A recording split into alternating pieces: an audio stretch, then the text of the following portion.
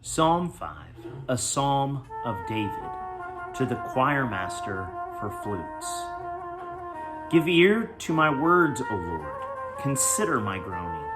Give attention to the sound of my cry, my King and my God. For to you do I pray. O Lord, in the morning hear my voice. In the morning I prepare a sacrifice for you and watch. For you are not a God who delights in wickedness. Evil may not dwell with you. The boastful shall not stand before your eyes. You hate all evildoers. You destroy those who speak lies. The Lord abhors the bloodthirsty and deceitful man. But I, through the abundance of your steadfast love, will enter your house. I will bow down toward your holy temple in the fear of you. Lead me, O Lord, in your righteousness because of my enemies. Make your way straight before me.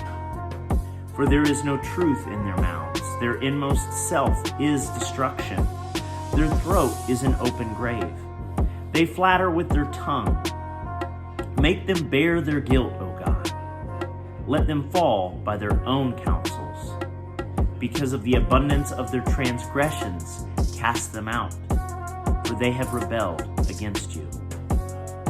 But let all who take refuge in you rejoice. Let them ever sing for joy. And spread your protection over them, that those who love your name may exult in you. For you bless the righteous, O Lord. You cover him with favor as with a shield.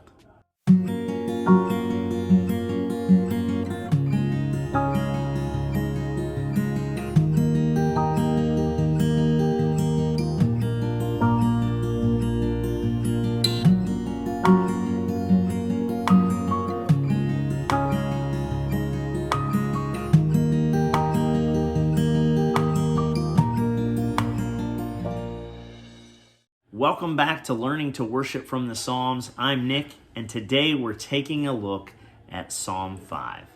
This is another morning psalm, and as we dig deep into it, I think we'll notice some themes that we have seen before in Psalms 1 through 3. The first thing that we'll notice is that he is crying out to God to listen to him. He says, "Give ear to my words, O Yahweh. Consider my groaning." So here he is. He's not rejoicing yet. He's groaning. He's frustrated. He's moaning about his day. Give attention to the sound of my cry, my King and my God. So he begins by acknowledging that God is his king. He is thinking, if this is David on the run, he is not king yet, and he's acknowledging that God is his king. Even though that Saul is still on the throne, God is the king. And if he is writing this psalm while he is the king, he acknowledges that, hey, there is a king above me, not just me alone. But he begins this by saying, "O Yahweh, in the morning you hear my voice. In the morning I prepare a sacrifice for you and watch." Now, the time of the morning sacrifice was the time of prayer. In the Second Temple period, at least, it was at 9 a.m. and they would sacrifice their opening sacrifice for the day, and the prayers would go up, and that was the time of prayer. We see that Peter and John are headed to the temple at the time of the morning prayer, the time of the morning sacrifice at 9 a.m., and that's when they heal the blind man at the gate. But here he is saying, "I am making my sacrifice and I'm praying to you." And he's not just praying, he's groaning, he's upset. And so here he says, "You are not a God who delights in wickedness. Evil may not dwell with you." So he's already acknowledging this moral component of God's character. God isn't a God that puts up with moral evil. He doesn't allow wickedness in his presence. And so as he's praying, he is thinking about what it means to be able to stand in God's presence. He says, "The boastful may not stand before your eyes. You hate all evildoers." So he's talked about wickedness. Now he's talking about boastfulness. Now he's talking about people who do evil. You destroy those who speak lies. So now we're getting a little bit more we've had boasts, we've had lies. The Lord abhors the bloodthirsty and deceitful man. So now we've got lies, deceit. We're seeing a theme here. These are people who are using their mouths in evil ways and causing harm to others, as we see with bloodthirsty. Then he contrasts all those kinds of people with himself and says, But I, through the abundance of your steadfast love. He doesn't say, but I, because I kept all the rules, I, because I made these sacrifices to you.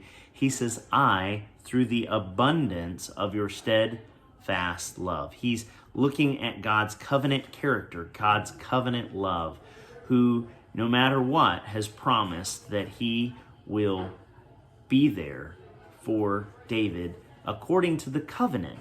Your steadfast love was always tied to the idea of the covenant. Now, David, as a covenant keeper, is acknowledging that he is able to stand with God because of his steadfast love. Through the abundance of your steadfast love, I will enter your house.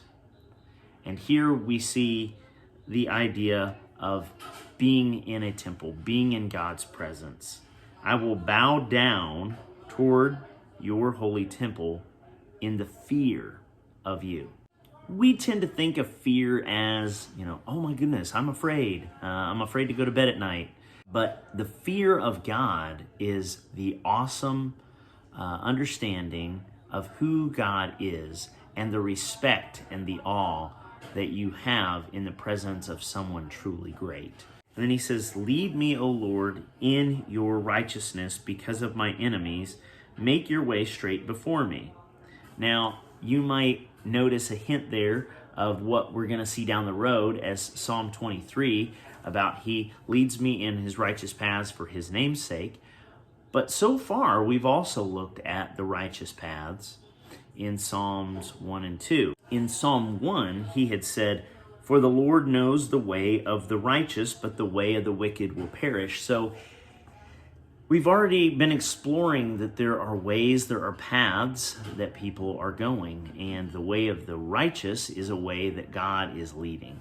Remember, the way that he had been on the way of the righteous before was by meditating on the Lord's law day and night. Now, David can't help himself. He has to go back to these people that are giving him grief. He's kind of setting up this thing like, Lord, you need to listen to me because I'm one of your people. Now, these other people, they're horrible. Like, take a look at them. And he says, for there's no truth in their mouths. Their inmost self is destruction. They have death on the inside. They have hell on the inside, and it comes out. Now, James is going to talk about, like, the fire of hell being let loose, that spark that comes from the tongue. And David beat him to the punch here. He says, their inmost self is destruction. There's no truth in their mouths. The main way these enemies are hurting David is through lies, through deceit, through deception.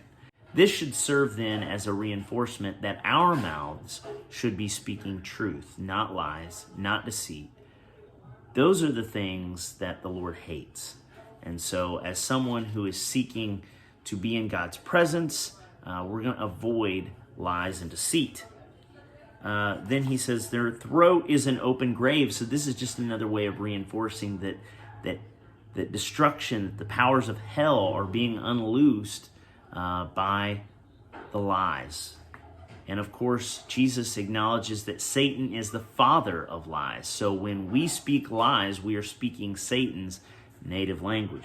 Then he says, make them bear their guilt, O God. Now, he's making sure that God, the righteous judge, is paying attention and is going to serve a righteous sentence on these people. God, make sure that they get what they deserve. Now, I, on the other hand, please don't, judge me badly. Make them bear their guilt. Let them fall by their own counsels.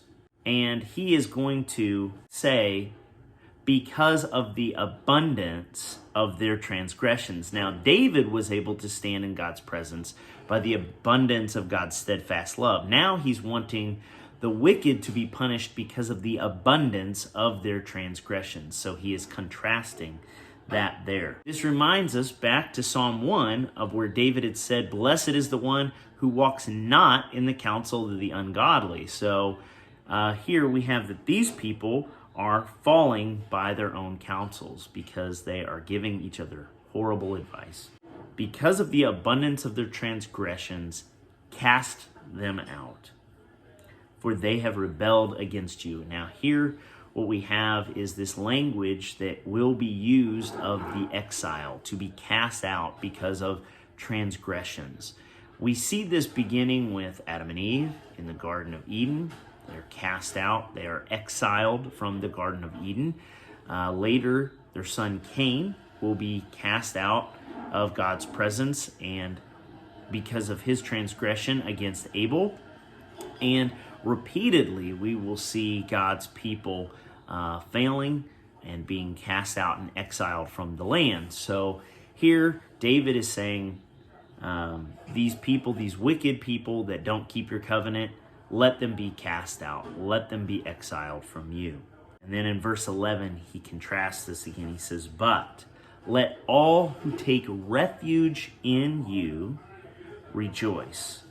And in Psalm 2, verse 12, we had read about those who take refuge in God. So again, he's kicking us back to some vocabulary from Psalm 2 about taking refuge in the Lord. And then he says, let them sing, ever sing for joy. This is a good directive for us as we take refuge in God, as we acknowledge the differences that separate God's people from the people who walk in darkness.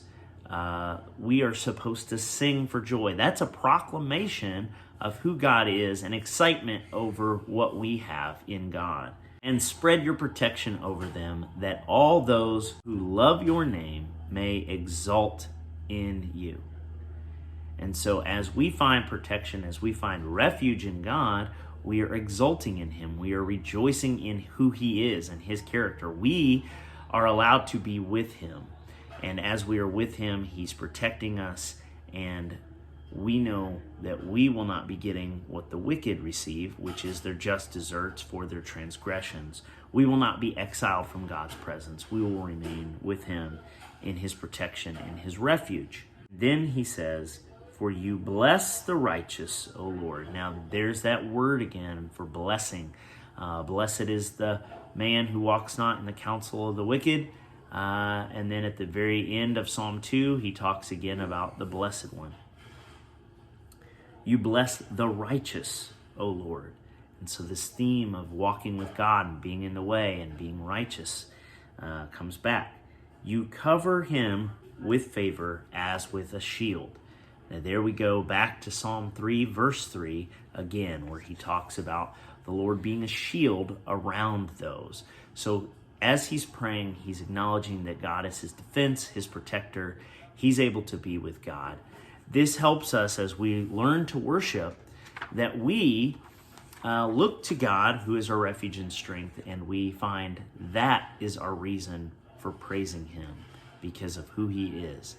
And so today, as we've taken a look at Psalm 5, I pray that these themes will become your themes for worship, that you will see that God is our defense, God is our protector, and as we begin our day, looking to him for our refuge and strength against the lies of the enemy, we have protection in God, and that is where our praise comes from. Have a blessed day, and we'll see you real soon.